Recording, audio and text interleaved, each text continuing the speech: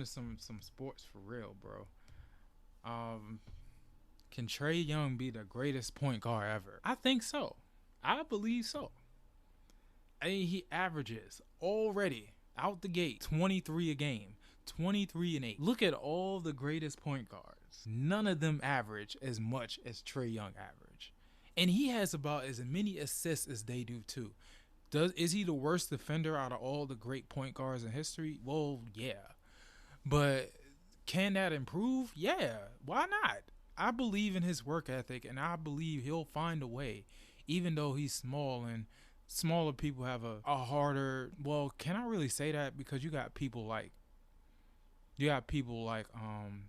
Patrick Beverly. I think Trae Young, his work ethic and his hunger for getting better, he'll figure out the defensive thing.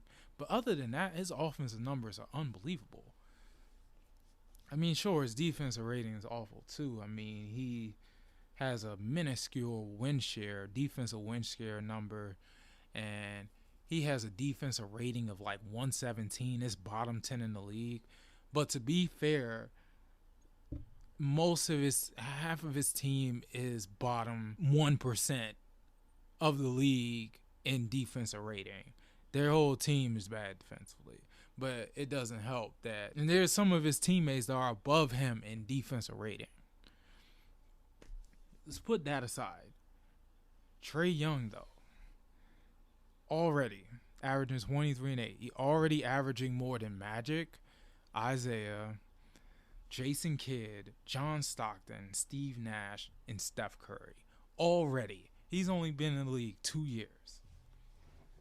Here's what's going to happen. He's going to be in top 5 assists and points. That will definitely put him in the all-time great point guard category, and you're going to have a lot of people saying when it's all said and done that he's the greatest point guard ever. It's going to be hard to ignore. The problem is you got to watch it, though. Can he stay healthy? That's the only thing that's going to stop him, is can he stay healthy? If he can stay healthy, there is no doubt that he could be in that conversation with John Stockton, who has 15,000 assists. Can he catch John Stockton, who has 15,000 assists?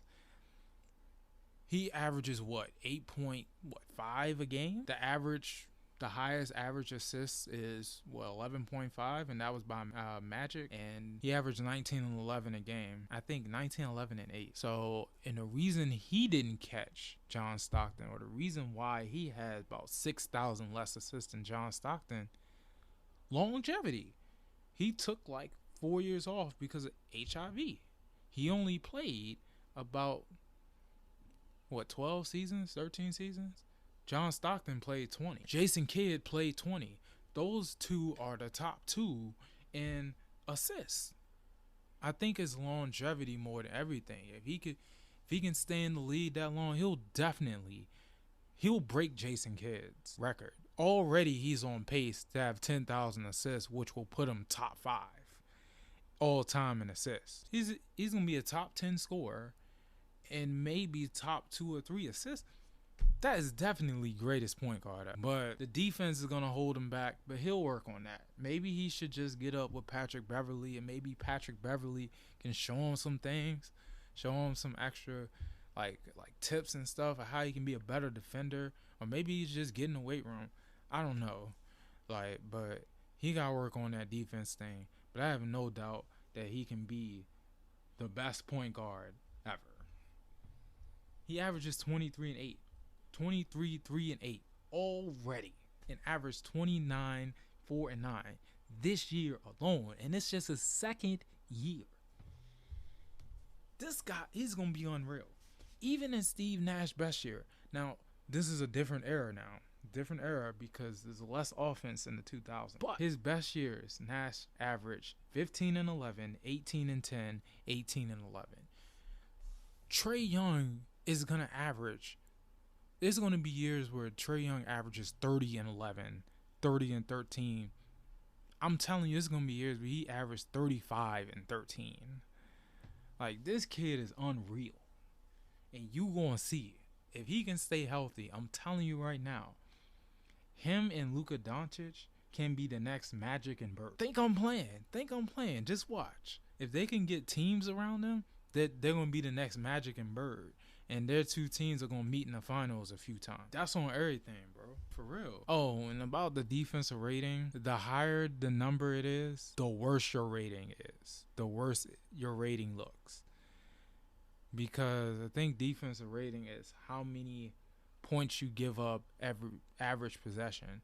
For Trae Young is at an average of every 100 possessions. For Trae Young is 122 or 117. For most of these Hall of Fame point guards, they're somewhere in between 100 and 110. So yeah, he definitely has to work on the defense, but he'll be okay. His offensive numbers off the chain is better than almost all of them point guards. So he got it. But I'm telling you right now, look out for Trae Young. When the NBA comes back next year, he going to be back and he going to be killing it. Speaking of Trae Young, y'all see that Ball is Life video of him in that OKC adult league, and he was killing it. It looked like he was in high school again. He was killing it. He was destroying them.